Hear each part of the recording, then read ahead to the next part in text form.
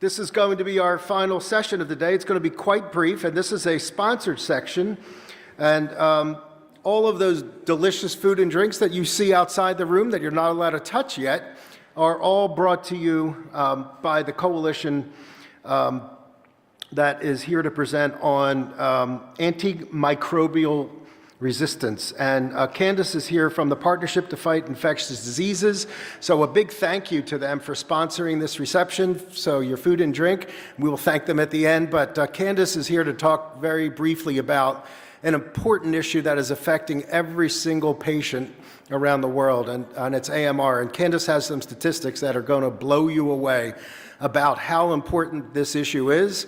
And that's why we agreed to host this issue for all of you. And there's an advocacy opportunity you're going to hear about. So there'll be an advocacy opportunity where all of the groups online and anybody attending in person, if they are in alignment, can have their organization sign on this opportunity. But Candace is going to tell you all about that. And I'm not going to waste any more time to keep you from your food and drinks. Here's Candace.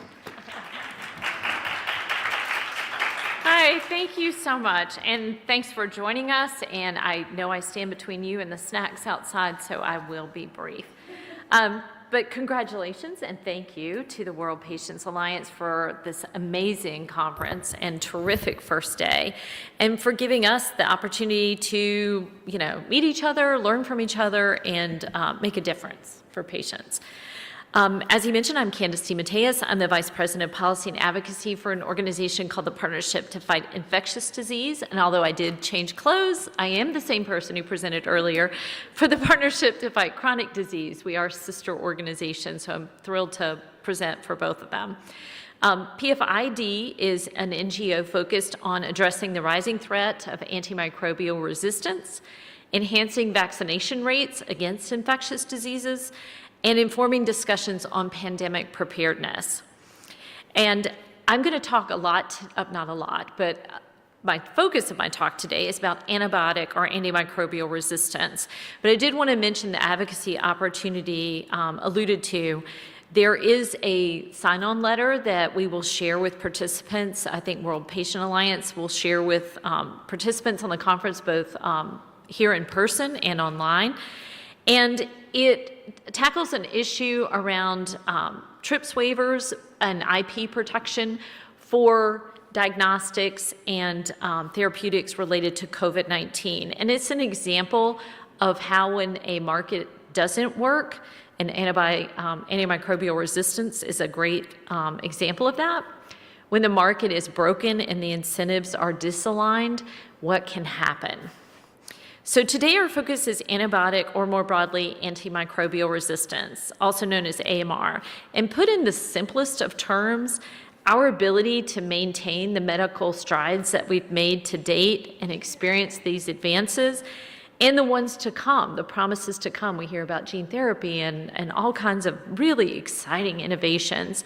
But that wholly depends on our ability to prevent, treat, and cure infections, things like staph and strep, common infections. And as we've seen with COVID-19, these pathogens evolve constantly. They're not waiting for us. They're not like, oh, okay, well, you've figured out a way to treat us and cure the infection, so we'll just wait here and deal with it. They constantly evolve. And so we have to constantly evolve and stay ahead of them to maintain our ability, again, to prevent, treat, and cure these infections. And sadly, we're losing ground. The superbugs, as they're called in the States anyway, are gaining ground and defeating some of our best antibiotics, and that puts us all at risk. In fact, earlier this year, The Lancet published a seminal study on the global burden of AMR and the toll it already exacts. And their findings included that AMR now kills more people globally than HIV/AIDS or malaria.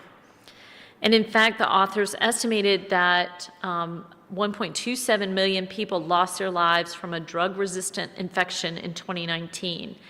And it was millions more who died with an AMR infection on board. So the infection contributed to death. These are just the deaths directly attributed to the resistant infection. And even more tragically, 1 in 5 of those lives lost were children under the age of 5. And as advocates, we often talk about statistics, and we need to, right, to prove our point when discussing important topics like AMR, to get those decision makers and policymakers to pay attention. But we also know, because we meet with the patients, we represent the patients, we are the patients, that behind every one of those numbers is a real person, someone who was loved, someone who is missed, a family left devastated, and clinicians left frustrated. And it's critically important that we both share the enormity of the problem of AMR, but also remind ourselves of the human toll in terms of the individuals affected. And one of those individuals I want to share a brief video about was a vibrant 25-year-old American woman named Mallory Smith. Whoops. Oh, okay, I'll pause that for a second. Mallory left her loved ones videos and written diary entries with strict instructions not to access them until after her death. You see, Mallory lived with cystic fibrosis, so she knew life was fragile. And she died at age 25, not from CF, however, but from a resistant bacterial infection that struck her after she had received a double lung transplant. Diane Schrader Smith, Mallory's mother, took her daughter's words and videos and developed the documentary film, Salt in My Soul, An Unfinished Life. And here's a brief trailer from the film. Now, please.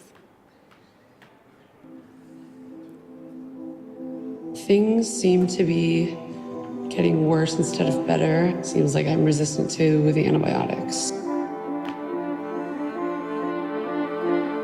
I was colonized with Burkholderia caenocepacia, otherwise known as B. cepacia. This germ is very resistant to antibiotic. Is the germ that we never want any CF patient to have. We knew that her life was going to be much harder and shorter.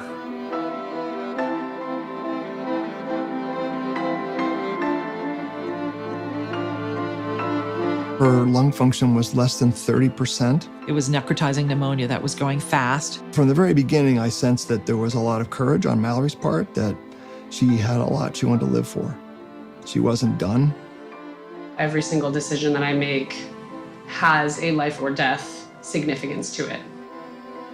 She, took out her opinions and her feelings on her journal and then tried to just live a happy life.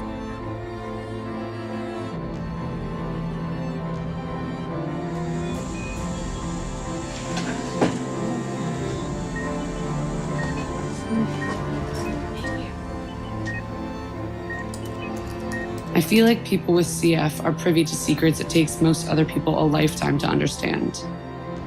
How lucky we are to be alive. That we can leave behind a legacy when we go that will impact others. That simple things are often the most beautiful. That love and happiness are the most important things to strive for.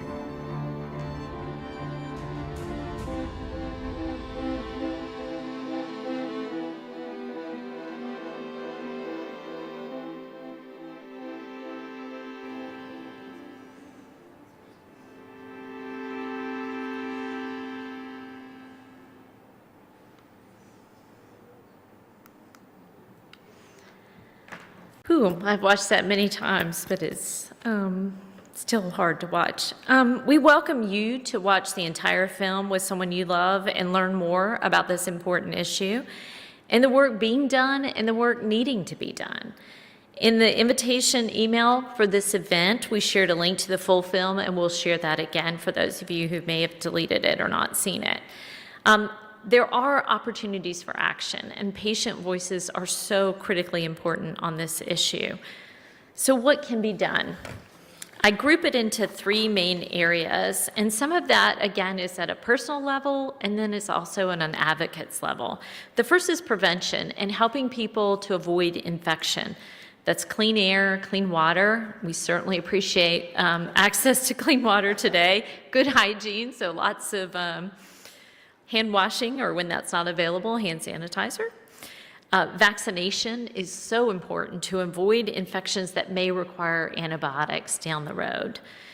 Improving medical care practices that avoid infections, because a lot of infections are acquired when we interact with the healthcare system, unfortunately. Another main area is stewardship, and that is making sure we don't overuse and overprescribe antibiotics.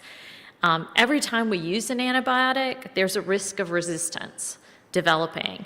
So making sure we only prescribe it when needed, that we as patients don't ask for it when we don't need it, because sometimes that pressure will cause a script to be written that doesn't necessarily need to be for antibiotics.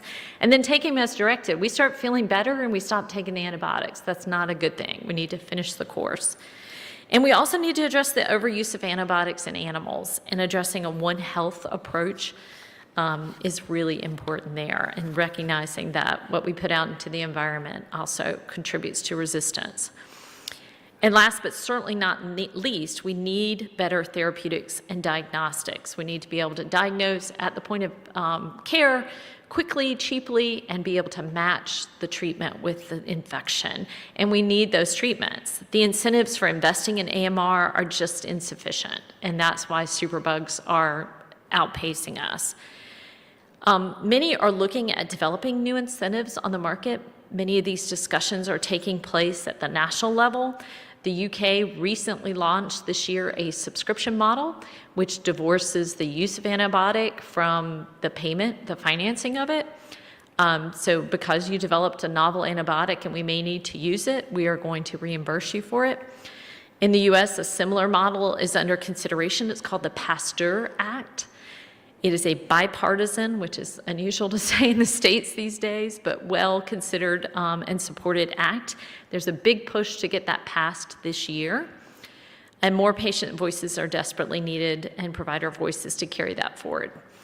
Germany and Japan are also looking at new models as well.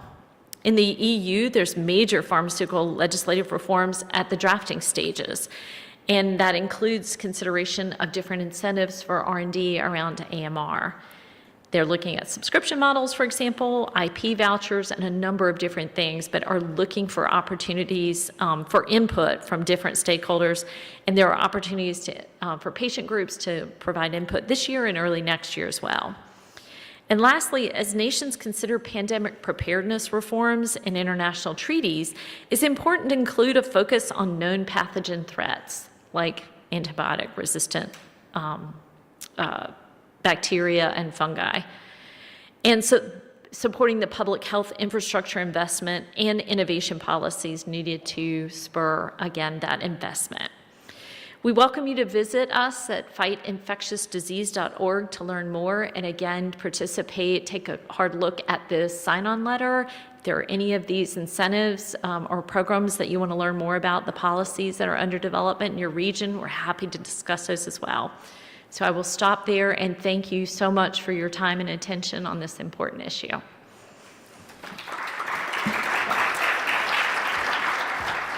Well, thank you so much, Candace, for that presentation. And if that's not a wake-up call to our nearly 400 patient advocacy groups at the World Patients Alliance, I don't know what is. This is an issue that is affecting every single person, every disease area, every country. This